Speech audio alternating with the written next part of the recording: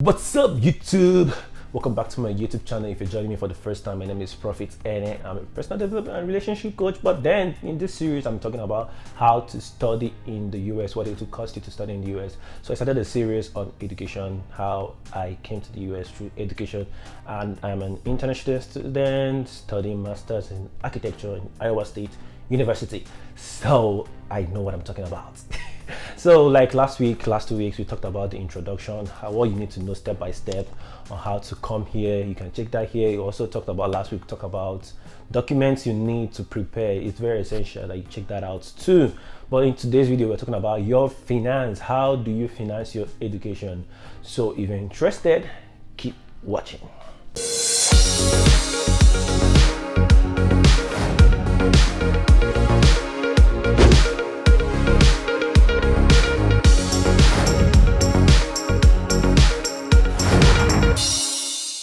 So guys, you know how we do it. I have to encourage you to subscribe now. Subscribe to my channel, hit the notification bell so that you'll be notified the next time I upload a video. Like this video so that YouTube will promote it, so that others will see it, so that others will also get this school stuff on the way. So when it comes to education in USA, it costs a lot of money. That's the truth, a lot of money. But then one thing about studying in the US, one secret about studying in the US is that US has a lot of money to offer. They have a lot of free education to give to you. It might not be that free, but you have to work for it. That's the truth. You have to work for it, but then it's good money. You don't want to be spending millions when you could actually study for free. I have a lot of my friends here who are actually studying for free. Like the school is covering everything from their living expenses to their school fees and everything. And myself, I have my own financial support from my school, but at the same time, I still have to pay a little. That's one thing that you get for doing professional courses. I'll still explain all those. So, but then to break this down to the way that we will understand it, the first thing I have to tell you is that there are two major costs when it comes to US. There's what we call cost of attendance and what we call cost of living. Cost of attendance covers, like I wrote it down, it's called like something like your tuition fee, your fees, like what they call fees here is like other minor fees that you have to pay that is not actually your school fees. Then you have books, you have the library. If you're going to be taking trips, maybe going on a research something or going on a case study something with your group, you have to like pay those money, project fees and the rest. And also like they have what we call the medical insurance. All this thing comes on your cost of attendance. So most times when you go to the website, you see like when it comes to costing, they usually put all these things together. And also the other kind of cost is now cost of living. Cost of living is like your house rent, your food, your transportation means to school, your electricity, your phone bills, or internet bills. These ones are usually like your personal stuff. It has nothing to do with the school most times. But then if you have a good scholarship with the school that gives you stipends, you have where you can pay those things from. So these are like basically the two costs you'll be incurring if you intend to study in the US. Cost of living, cost of attendance. Cost of living, your personal needs. Cost of attendance related to the school. Hope that's clear. Yeah. So one thing I would like to say also, this is like the part one explaining this. So it's very simple when it comes to cost of living. Things that you should really think about so much is which states you're coming to, because each state differs. Like the financial capability or your financial capability for each state differs. So if you are going to states like Chicago, New York, all those big states, my brother, my sister, you'll be paying a lot. To get a house there is super expensive. So you can technically get maybe like a room apartment like $700-800 per month. But then places like Midwest, my areas, and so you can get as small as like $350-400 per month. So, and also the cost of living as per the food you'll be eating, transportation, it's super expensive when it's these other states that I mentioned. So you have to also put it into consideration when you are applying to school. Do you want to go to schools that cost more, or like what are they offering? What is this school offering you, or stuff like that? What's the states? Can the states offer you? Are you going to be spending more for coming to the states? Are you going to be spending more for living here? So that's things you have to put into consideration when it comes to your cost of living.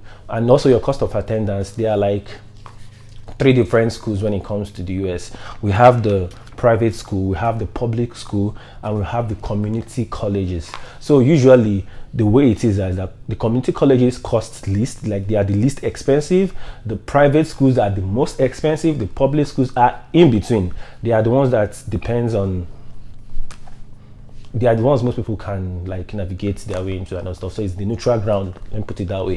So if you are going to the expensive, that's the private universities, those universities are super expensive, and they also give you like good scholarship, but then even after the scholarship you probably still have so much to pay if they are not giving you like a full ride. Like a full ride, when I say full ride, I mean like full scholarship. They are covering everything. You don't need to pay 5 kobo.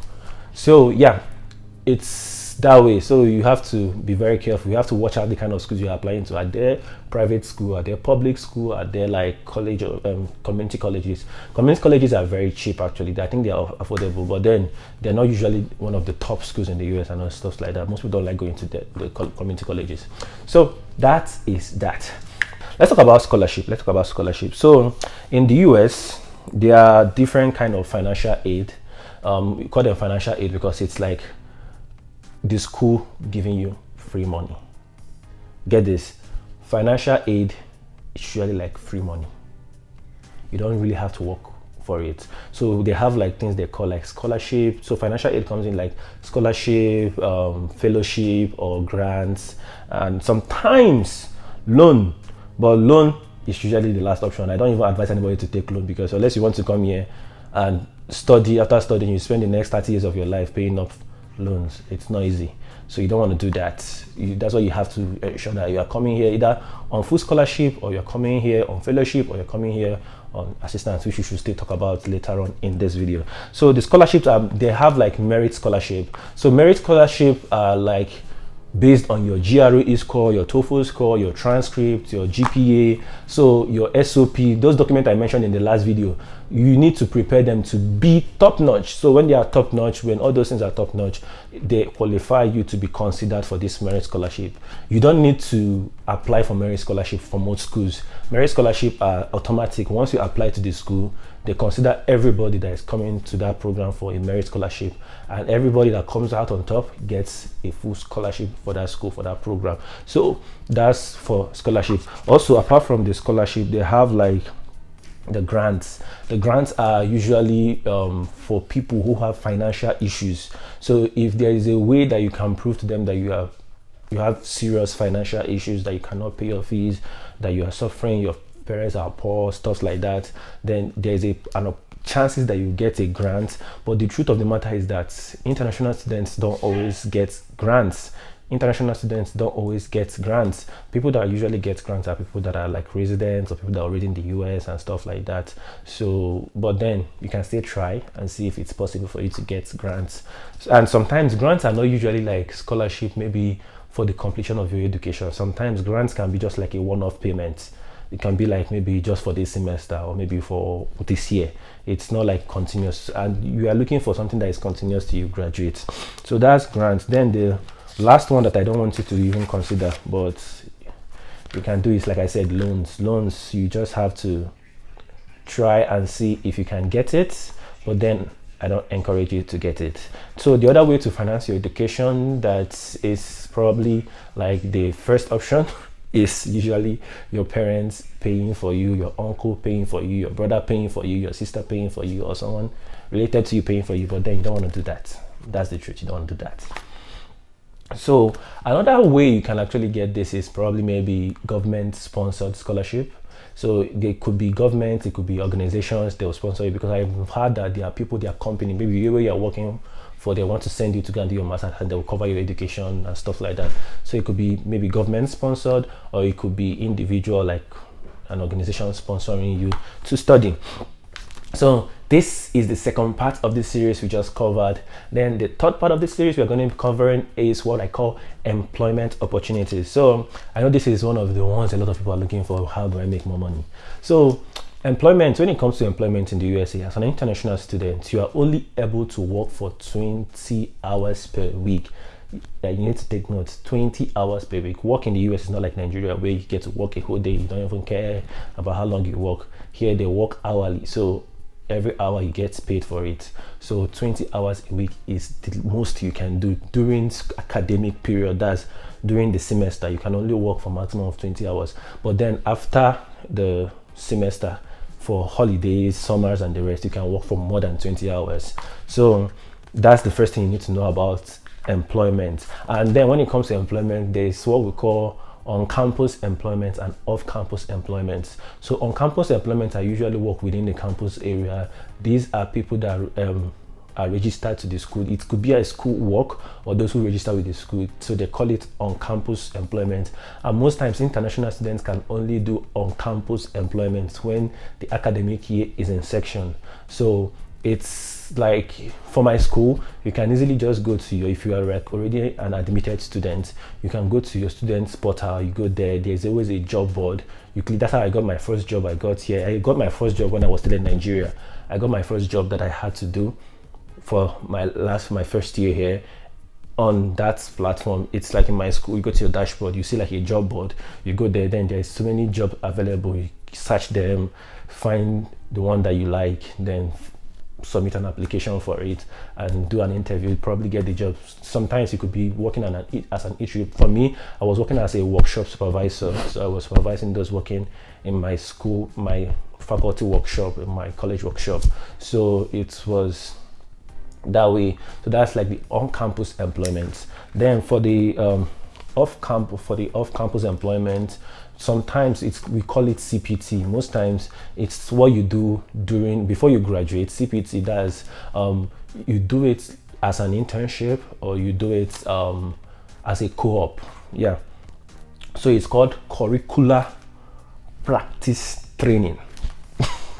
I don't want to bite my mouth. So that's what they call it, curricular practice training. So it's a program that allows you to work outside campus, but then before you can do this kind of work, you need to contact your international student body. You need to contact your school international student body. They'll have to grant you like the access to do that kind of job. They have to, and this CPT has to be in line with whatever you are studying in school. You cannot do CPT in a position that is not related to what you are studying in school, and you just have to do it that way. Also, there is one that is called OPT. OPT is optional practical training. That one is you have to do it when you are already a graduate. So if you are a STEM student, you have 3 years. If you are not a STEM student, you have like 1 year to do it, and you have to do that, and that's how you like get a job, do a job, and get to stay in the US. So it's very important. So that's like what you need to know about getting a job in the US when you come here. There is no rock science about it. You just have to find it. Once you're here, you can start looking for a job when you're still in Nigeria. That's if you already have an admission with the school and you're really sure they are coming to the school. You always start looking for the admission and the job before you get there. I interviewed for mine when I was still in Nigeria, even before I came to the US. So I already got the job. So you can also get the job, or you can also come to the school and then look for jobs here in the school yourself and go around if you don't have the option in your school website. Okay, so we are done with the part 3 of this video. Seems like we're running fast. So the part 4 of this video is now for graduate students, where the money is. So for graduate students, we are talking about assistantship. Yeah, graduate assistantship. So when I talk about graduate assistant, what I'm talking about where a graduate student gets an opportunity to work with a lecturer, and the lecturer pays you what we call stipends, and at the same time as they are paying you stipend is like your salary, and at the same time they are paying for all your academic fees, like your tuition, your fees, your book, and the rest. So they get to cover them. So when we talk about assistantship, it's mainly for graduate students. That is, those that are doing their masters and those that are doing their PhD. So this graduate assistantship is usually divided into 3. We have what we call the graduate assistantship, which is like you get to do like admin jobs, maybe become a secretary, it's something that has to do with admin. Yeah, just know the admin, become a secretary, deliver mails or stuff like that. Then the RA, that is research assistant. So that means if you're like a PhD student, you have to attach yourself to a professor and you are doing research in the professor's lab, and the professor tends to pay you and pay for your studies and everything. Then the TA is the teaching assistant. the teaching assistant, your duty basically could be to just grade students or to like teach a class, an undergraduate class. So you have to teach an undergraduate class, so they will pay you for that and also give you stipend. For me, what I have like a TA2, I have to like grade students in the undergraduate, so I have to like go to their classes, watch their lectures, get the assignments, grade the assignments, and submit it back to the lecturer's portal and everything like that. So that's what I basically do as a teaching assistant. So there are different things that the professor might require you, or the pro might require you to do.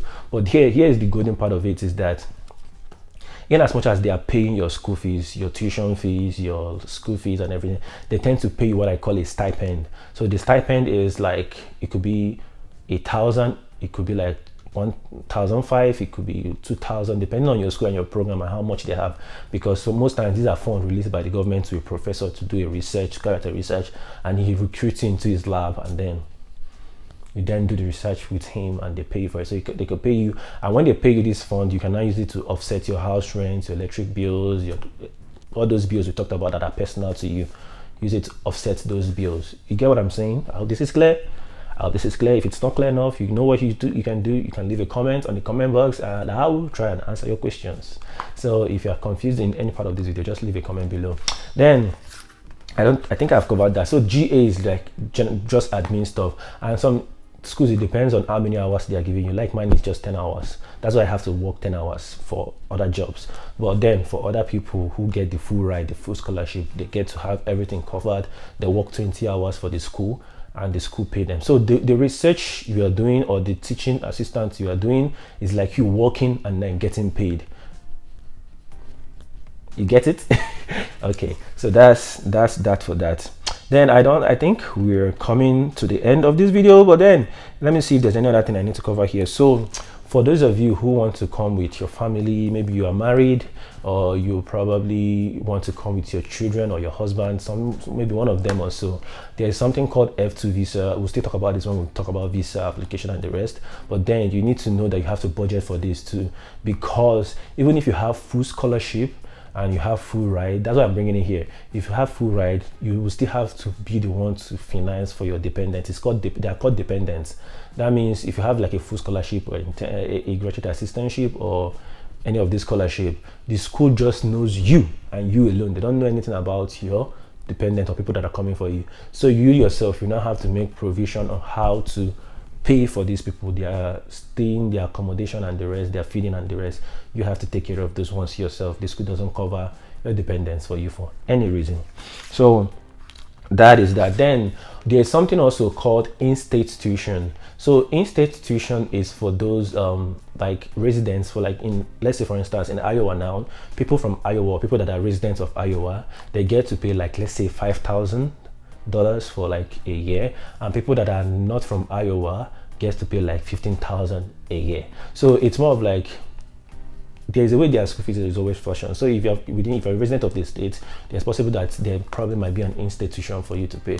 So but the good part of it is that sometimes the school probably might extend this offer to you as an international student. They do it because I had an institution, like when I was supposed to go to Texas Tech University, I had an in-state tuition, which means that I didn't pay I was not supposed to pay what international students would have been meant to pay. So I only paid what in-state as residents were supposed to pay. So sometimes even if you have like somebody to cover your fees and you just need a little money taken off for you, try to ask the school if they can offer you that in-state tuition. So like my school now, if you're an international student, your school fees is $15,000 per semester. Yeah, it's that expensive. 15,000, not naira, $15,000 per semester. But then if you have an in-state tuition, you only get to pay $5,000 per semester. So you see the difference, it's a lot. So if you can ask the school to reduce that money for you and they get to reduce it for you, then it's very, very good. You are blessed. But then remember, at the end of the day, you want to get like a full scholarship, a full ride, or something that leaves you paying little or nothing. Yeah, you get? So that is that. I hope I have covered everything.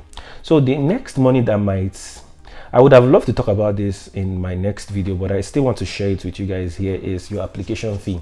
So because we still have time, let's just trick it here. I might still just recap it in the next video.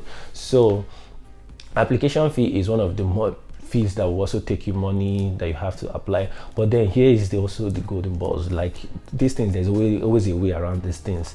So the application fee, I apply. Remember, like I say, I applied to 8 schools, and for me, I only paid application fee for 4 of these schools.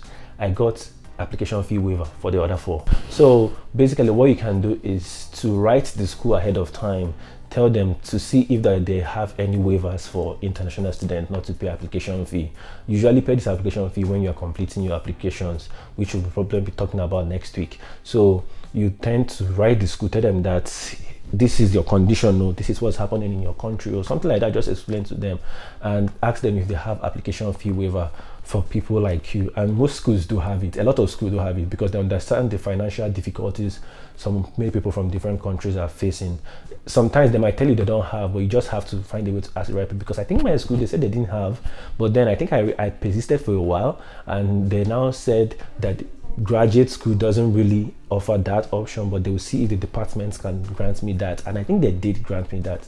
I think they covered my application fee for my school. So this is one secret I'm telling you guys: they waive application fees. So you just have to find the right schools that will waive it for you. You just have to email them ahead of time. Then let me take us a little bit back so that you guys, I just remembered this. So for those of you that want to get like a research assistant or a teaching assistant or stuff like that, sometimes, especially research assistants, sometimes to get this money or sometimes to get this position, it has to be you contacting a professor in that school. So sometimes you come to some school portal, they will tell you contact a professor. Some school will tell you to contact a professor, some will tell you that you shouldn't contact any professor, while some will not say anything. But it's left for you to know. If they're not saying anything about not contacting, then you have to then research your school, research the program, go and search the faculty. They call them faculty. So you go to the faculty option, look at professors and see if there's any professor there that is doing something that you want to do. Something maybe, especially PhD students, any professor that is doing what you want to do as a research. So when you find that professor, then you can start sending emails to them. There is so many kind of emails you can start with a cold email, introduce yourself, talk about yourself a little bit, then tell him about the stuff. So also try and ensure that you read about the professor and his research so that you have something to talk about. So you don't go about asking him questions that are already on the school website about what he's doing. So that way you can contact him and tell him about all these things and see if he will take you into his lab. Send your score to him, your GRE stuff, and familiarize yourself with him and see if he has a position opened in his lab to take you in. Once a professor takes you in his lab, bro, you are secured. You have money. So that's why I try to bring this back so that we can know how to get this scholarship. So sometimes also when you're filling your application, the school asks you, do you want to be considered for assistantship? Always put a yes that you want to consider. Sometimes, because sometimes you don't need to apply specially for it. It's usually some scholarship, especially these grants that I talk about, that you will need to submit an application for. They will require a lot of documents from you so that they'll ascertain that you really need this help. So I want to believe that I have covered almost everything I have written down here. So if you have any question that has to do with financing your studies, if you have any clarification you need me to make, just go ahead and drop it on the comment box. Also, do well to like this video if this at least enlightened you about what it takes to finance your studies in the US and how to go about it. Also, don't forget to subscribe to my channel. Thank you very much for subscribing. Those of you who have already subscribed, for those of you who are still thinking about it, please do so. Subscribe so that you can encourage me to keep making videos like this in the nearest future. So thank you very much guys for staying tuned up to this point. See you in the next video. Bye.